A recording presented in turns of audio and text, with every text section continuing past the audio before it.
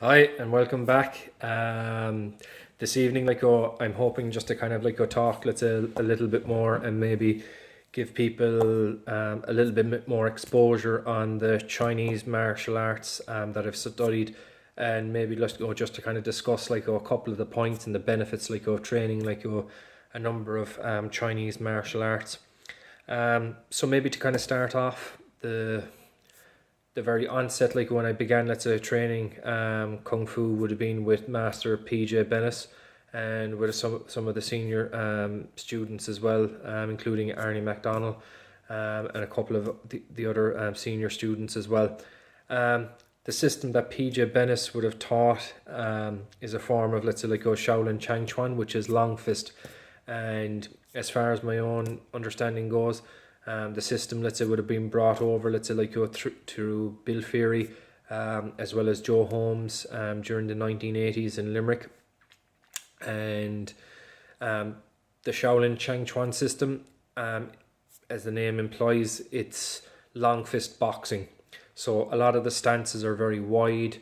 A lot of the actual power generation striking methods come from, the hips and low stances, as well as wide swinging or kind of arcing, movements.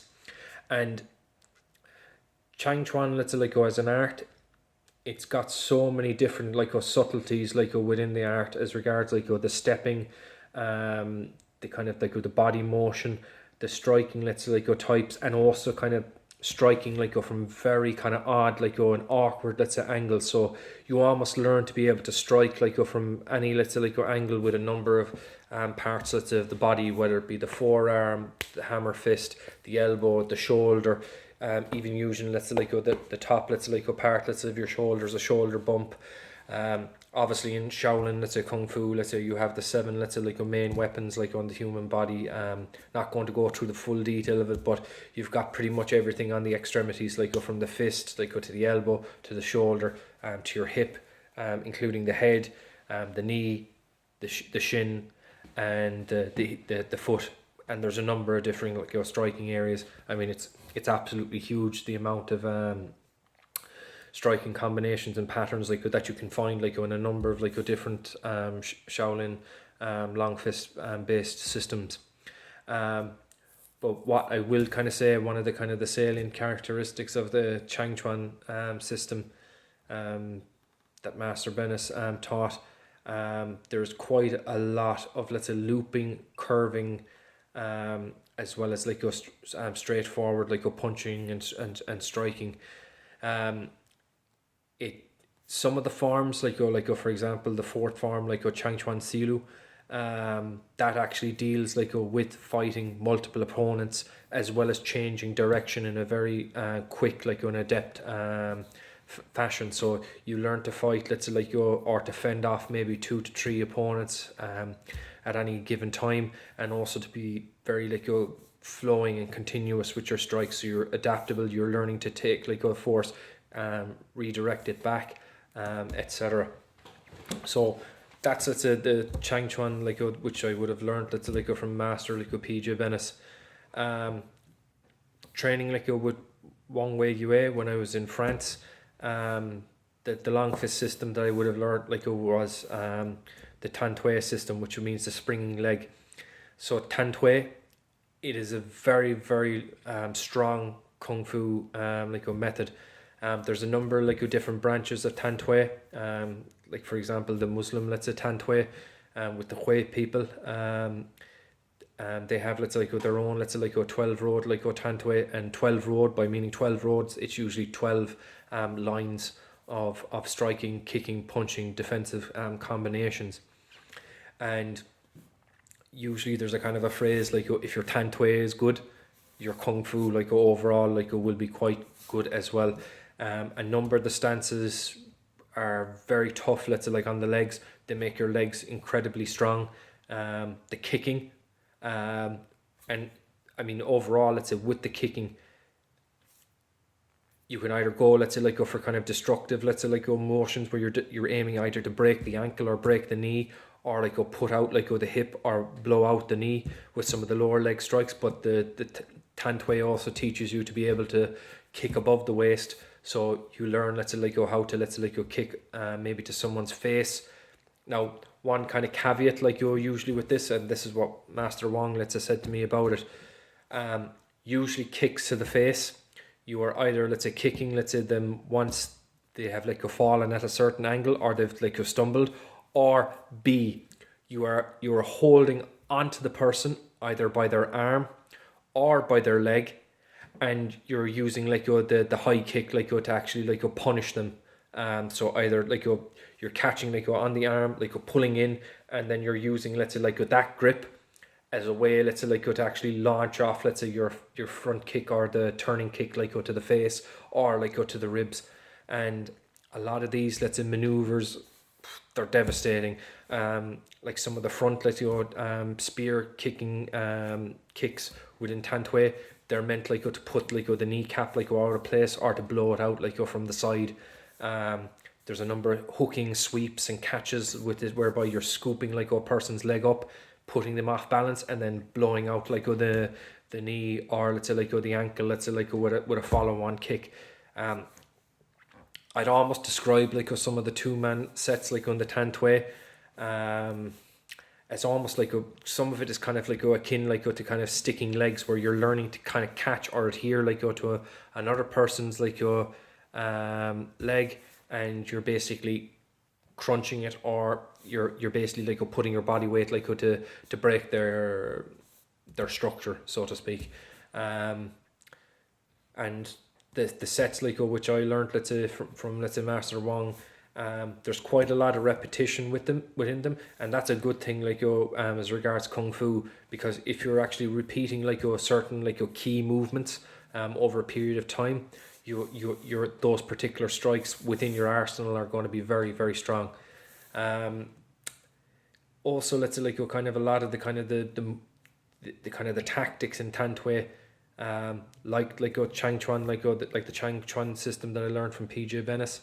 There is quite a lot of tactics as regards footwork, entering, retreat, dodging, evading, side swiping people, and also learning how to, let's say, absorb, let's say, like a strike like from a certain angle, and then deliver a counter strike from an awkward angle, which is usually like meant to kind of offset or catch the opponent like completely, let's say, like off guard. And I mean, there's how to describe it. There's one like kind of point, let's say, like Master Wong like made to me as well, like especially as regards some of the kind of the Chinese internal martial arts systems, as well as some of the other Chinese martial arts systems, is that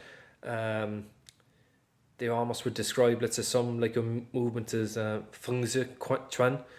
Fengzi meaning like you're mad or crazy or strange or awkward, and chuan meaning like the fist. So there are like some kung fu systems like that focus on some very like specific strikes, and they are out of the ordinary. They are from awkward angles.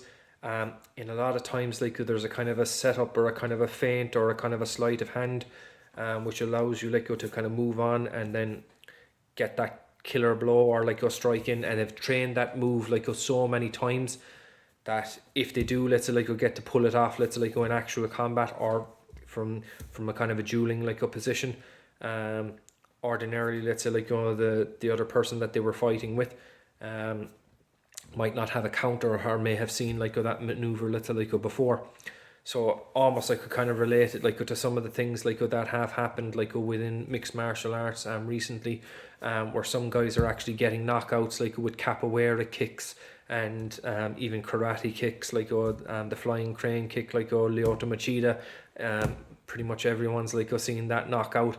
Let's say knockouts like go from a front snap kick or let's say like a tornado kick.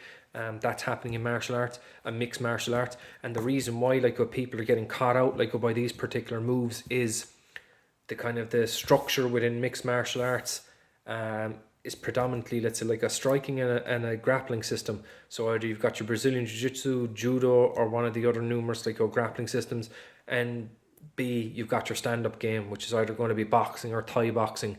And if you're not used to dealing with awkward kicks or kicks like from a strange angle, it can catch you, let's say, off guard. And we've seen a number of those kind of strange blows or strange like striking methods, like actually knock people out in the cage. So it does exist, some of these maneuvers, like if you train them, and you train, let's say, your body for the skills and the attributes that you need to actually pull off these moves, involving like speed, strength, accuracy, power, evasion, reading skills, trapping skills, where you learn to immobilize like another person's hand while you actually get your shot in. These are all like a part of the repertoire within, let's say, like your kung fu.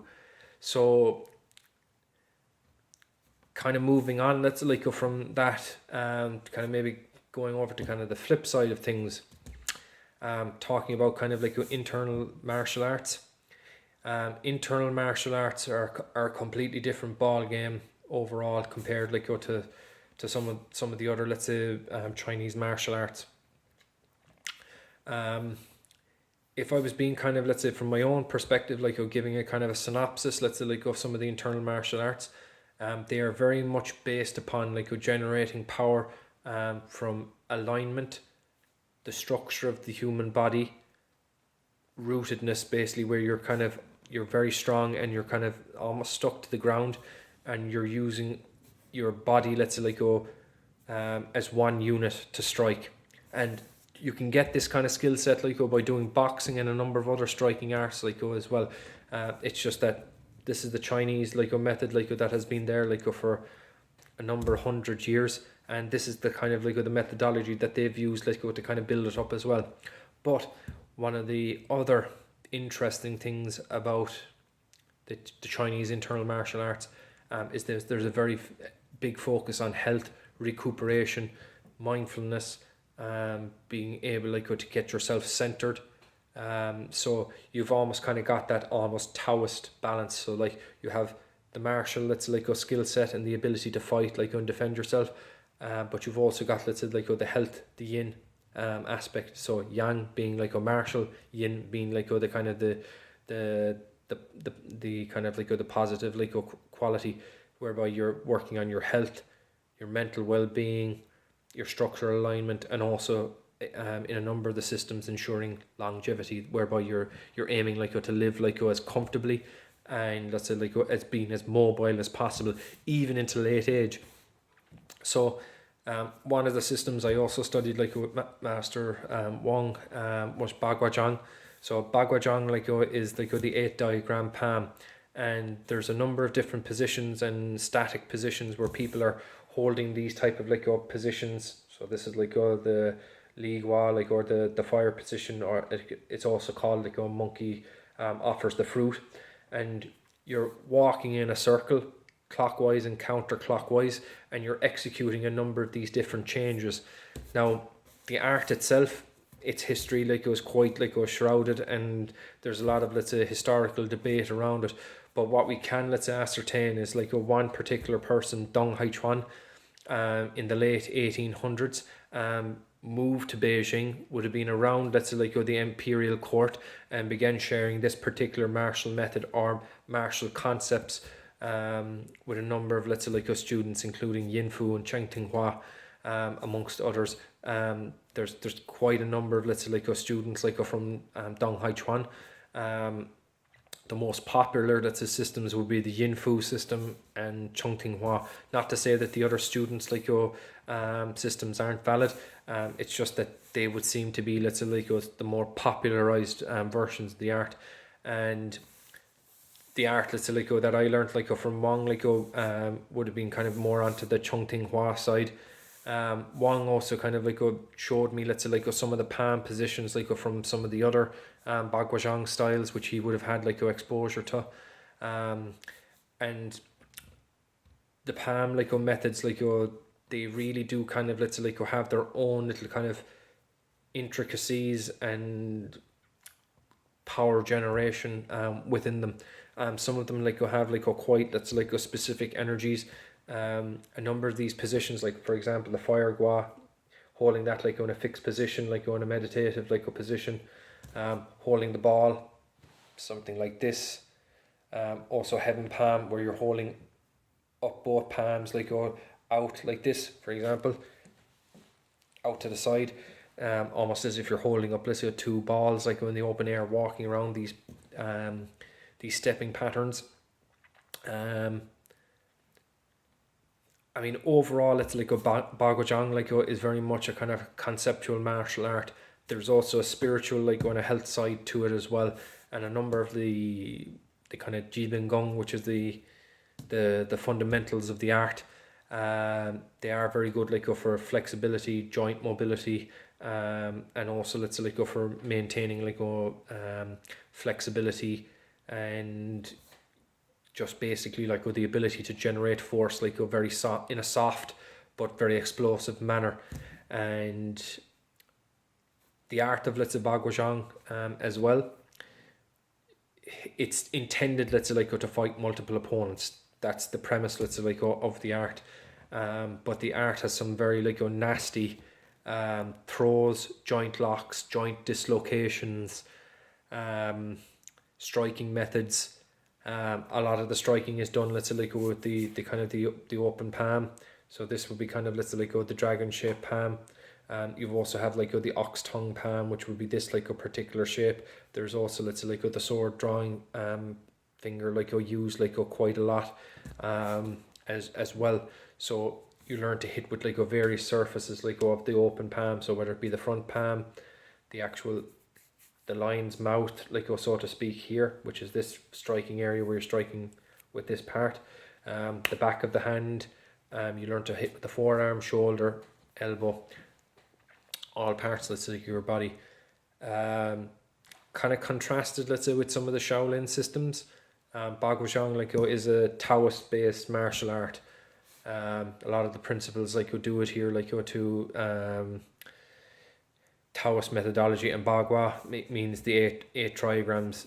The 8 trigrams is used as a method of divination or telling the future or ordering your life. That's how the kind of the feng shui diagram is based, and everything like relates like to each gua, which is a shape. So for example, thunder, like fire, water, etc., and these are related like to animals as well. For example, like the lion, the dragon, the phoenix, the unicorn, etc. So each one of them have let's say a specific elemental, weather. Basically there's a concept like behind each one of like the particular palms or the open positions.